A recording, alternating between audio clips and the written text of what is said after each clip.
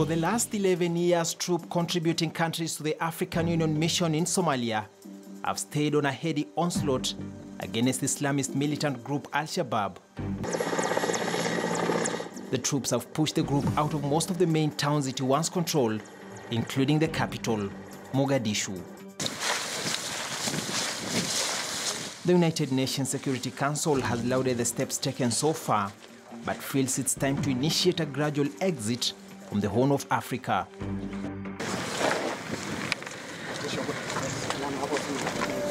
A 1,000 soldiers have already been drawn down, and the same number is set to exit before end of this year.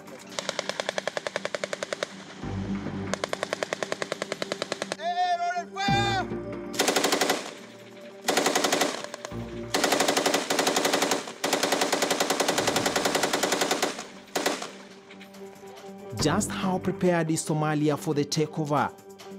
Has Somalia military force been properly ready to take on the ever-mutating Al-Shabaab? This is Inside Source.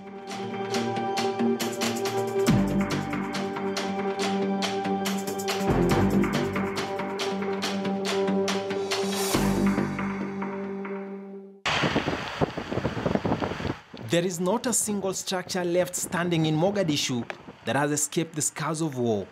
The old city has been left in ruins. Not even places of worship have been spared. Like this cathedral, built by Italian colonialists several decades ago. Relative calm is however slowly returning to Mogadishu, and everyone seems happy. But the residents can only enjoy the tranquility as long as it lasts. The situation is still largely dicey, and the threat remains potent.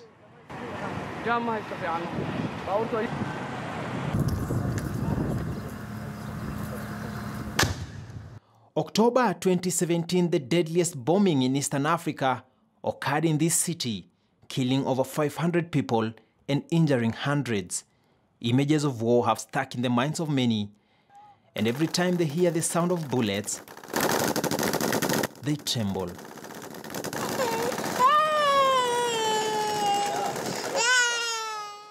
In 2007, when AMISOM troops first set foot in Somalia, Al-Shabaab was the first to smear the mission with propaganda.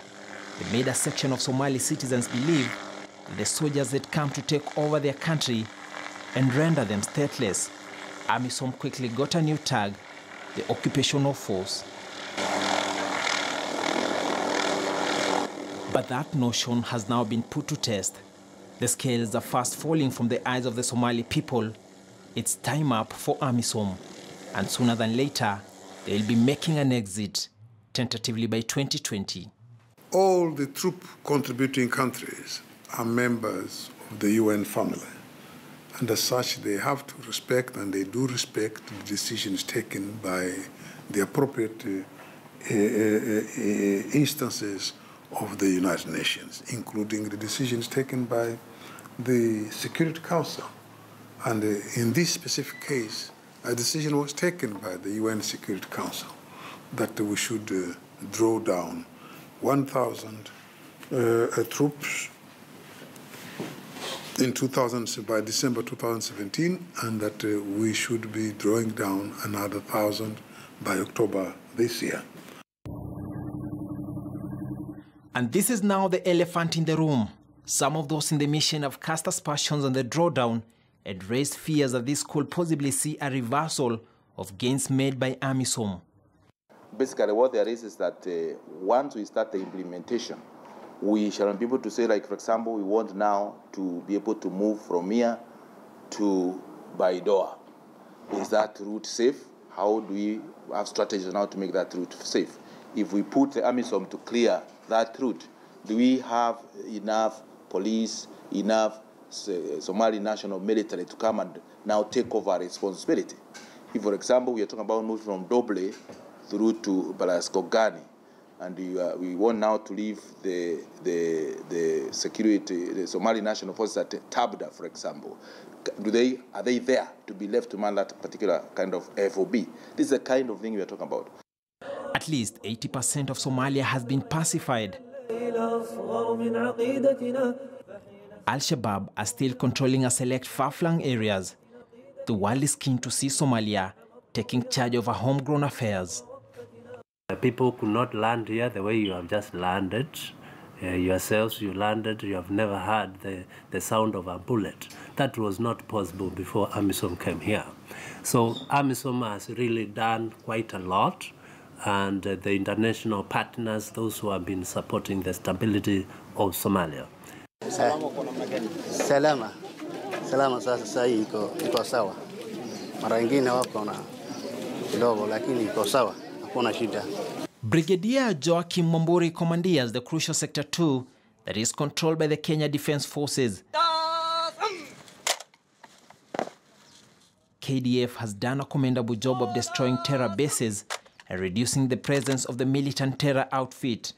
Our fighting here is not in vain because we know that Kenya is safer by us taking the war to the enemy. By saying this, last year when we had heated elections, we were very busy in this country, pacifying these areas, going to where Shabaab is and actually documenting him to ensure that Kenya remains safe despite the crowds which were coming together during the political rallies. The capture of Kismayo from the Al-Shabaab specifically hit hard the militant organization's finances. The group used to earn money by taking a cut of the town's lucrative charcoal trade. Brigadier Mwamburi now says the drawdown must be thought through. We are ready, like yesterday. However, we need to build capacity and we need to ensure that the Somali National Forces are ready to defend their country. We need to ensure that the areas we are occupying, when we hand them over to them, they can be able to hold and not hand over today, then tomorrow, they actually pushed out.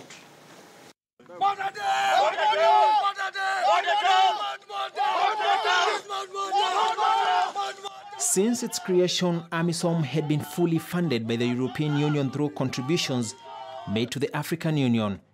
Initially, it was planned that the mission would last months. It is now 11 years and still counting. I've already drawn down 1,000 last year, and if no decision is taken to reverse this current decision, we will have to comply. Or whether this has or not an impact on what we're doing, surely it has. It has already had. You know that we had to collapse a number of bases as a result of forward operating bases as a result of the previous drawdown, and now we are going into the transition unless we find the other alternatives of multiplying our forces and enabling further our troops. The long drawn-out war with Al-Shabaab is not the only reason why the forces have stayed put in Somalia. All guns, rapid fire! If we have enough numbers of Somali troops ready to be deployed to fight alongside, that can minimize a little bit these things. But we still have to discuss how fast we can prepare these Somalis that can compensate for our drawdown. Since the deadly El Ade attack that killed over 100 Kenyan soldiers in January 2016, this is the first time the Kenyan media has been given full access into the war-torn country. And to understand the current state of AMISOM and possibly establish where the Somali National Army will be expected to begin from, we team up with Kenyan soldiers. Our first stop, Doble, located in southwestern Lower Juba. This is Doble, some few kilometers from where the latest attack was executed here. And it's an area that has a lot of challenges. The roads are impassable, and as you can see, we've been stuck here for the last 20 minutes. And when such happens, it leaves the officers even more vulnerable to the enemy. Yes, the enemy has selection in terms of target. The enemy carefully selects his target in terms of remote controlled IEDs. They're somewhere and they select a particular vehicle which they hit in terms of attack. That Sunday, it's unfortunate, they selected a soft-skinned vehicle vis-a-vis the lead vehicle, which was an armored vehicle.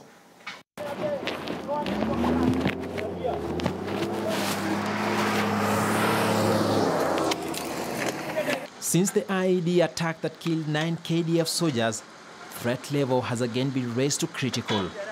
Even with officer reinforcement, we are still not able to pull ourselves out of the muddy terrain.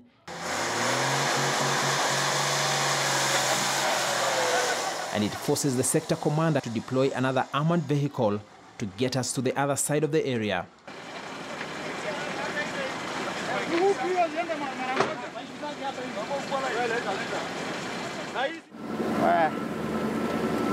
In Afmado, Lower Juba, things are not any better. It has flooded, and even for these high-range military vehicles, higher gears have to be engaged to move from this point. This terrain has always posed a security risk to the officers. While here, we visit important forward operating bases under Sector 2, where we engage officers in the mission at close range. The Somali National Army, which is currently undergoing special training in preparation for the takeover, is normally embedded with AMISOM for various reasons. Top among them, exposure. Easy first line. I meet KDF's rifleman Dominic Katogoreng, deployed at the main entrance of the Afmado military base. Amka saa 8, by saa 8:30 uko standby. Umekaa, umejambi jinsi nilivyo, unaangalia mbele. Kitambo fika saa 2, saa 1 asubuhi kamili. Maybe kuna like patrol. Unaondoka mnaenda patrol huko nje huko. Kama ni kutembelea watu town pale, kama kuna kitu like wameona enemy huko, wana report. Dominic has been part of a military command that has stayed put since Kenyan military tanks rolled into Somalia. Courage. Ni roho yako, tunaujue nini umekuja kufanya Somalia. Umekuja kwa sababu ya kulinda nchi yako. Kenya ni kitu cha kwanza. Cha pili, kumbuka umeacha family Kenya. Unaomba Mungu urudi salama. The Al-Shabaab has lately avoided direct battle confrontation with the soldiers, and instead there is more and more employment of the improvised explosive devices. They are planted at selected areas and target specific vehicles. The militants are mostly concentrated in areas where they enjoy local support. Training on combating the new tactics by the enemy are being scaled up. When reached by the arm is 13-20 millimeters, so it can get items that are this height. The terrorist group make their money through imposing taxes and extortions through ransoms. They enforce strict version of Sharia laws that include stoning to death women accused of adultery and amputating the hands of thieves. God doesn't kill. God respects women and human beings. And these people want to kill and yet claim that they do it on behalf of God. Which God is that kills? God gave life and wants life to prosper, wants us to be happy. The government is clear about what it wants. It is now effectively taking the lead, telling us what they want, discussing with us, and we are just now willing to support them. Even as discussions to hand over to Somalia intensify, a huge impediment is already occasioning a false start. Corruption has been cited in the Somali National Army, and international donors have reduced their support quite significantly. International partners, the United States of America and UAE, are some who have cut military training and salary payment to Somali National Army. Somali people and Somali government must be able to sit and start thinking, where did the rain start beating? Because if you are supported, economically, logistically, and it's you to show that you are ready to take up the challenge. But if you are not ready to take up the challenge and you keep on receiving, then there's no nation or there's no one who will be able, who's willing to give free things endlessly. Security pundits are striking a cautious tone over AMISOM's performance. Some agree with the AU that AMISOM has achieved its principal strategic goals of weakening Al-Shabaab. Others, however, are more skeptical about AMISOM's added value and fault the mission for not taking stronger action against Al-Shabaab. What is our priority? Because is our priority as a country to protect Kenya from external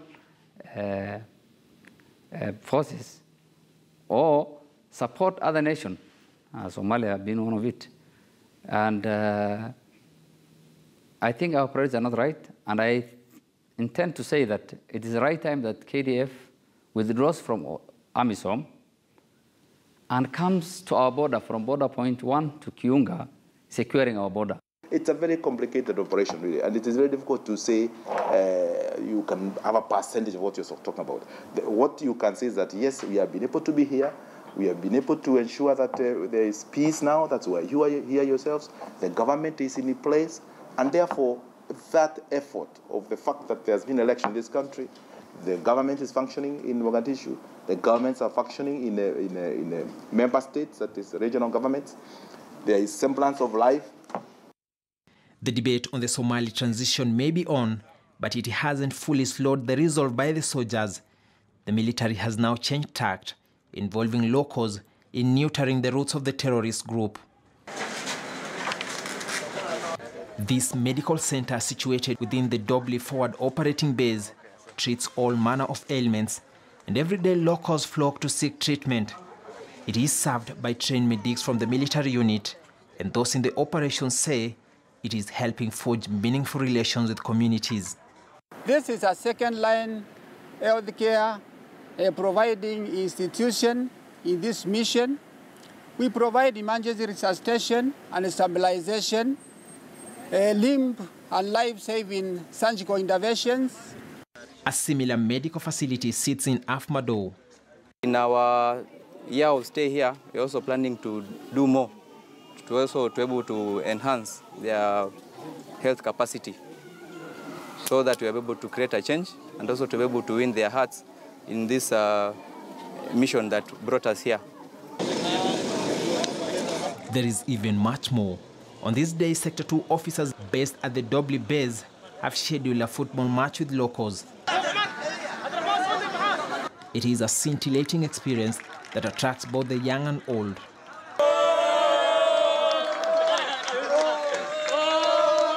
Somalia has not had an effective national government for more than 20 years, with several attempts having failed in the past. AMISOM believes its mandate could be the right move. With Mogadishu and other towns now under government control, there is a feeling of optimism, and many Somalis have returned from exile, bringing their money and skills with them. The city faces the war against terrorists. This is the city that they try to wage the asymmetric warfare by bombing and suicide bombers and what have you. So that is the unique challenge now we face, our people. As a mayor of Mogadishu and governor of Banadr region, it's my task to overcome all those unique challenges that we face with the support of our allies and friends, like our African brothers and sisters. Basic services such as street lighting, dry cleaning, and rubbish collection have resumed in the capital. Somali people are very good and determined. They are very good at resilience, and they are very good at entrepreneurship. That's why you see every place that they bomb, within few weeks, either the hotel or the shop is up and business as usual is running. It is the same optimism shared by a former Islamist warlord and now president of Jubaland, Ahmed Madobe, one of the federal states of Somalia. As Shabaab, the head of snake, is in this area because of geographical environment, because of the bushes, because of they get the water, because of the heading. That's why the Shabaab are in this region. Part of his jurisdiction is in the hands of the Al-Shabaab, but he is confident of liberating his people. Almost one region still is under control of Shabaab.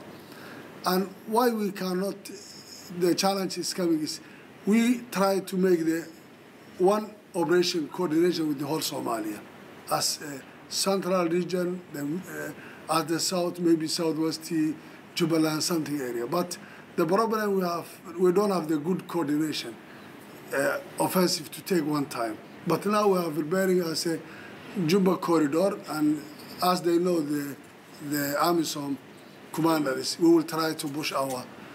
But now just we will wait the rainy season, and I appreciate the KDF to support more and more because of, if we cannot liberate this area and take this offensive, even the border of the Kenya and Ethiopia, it cannot be secure, and the fire is not only inside Somalia, but it will go even the neighbor countries. This idea of, of balkanizing the country in terms of different regions, for me, I think I see it as a waste of time.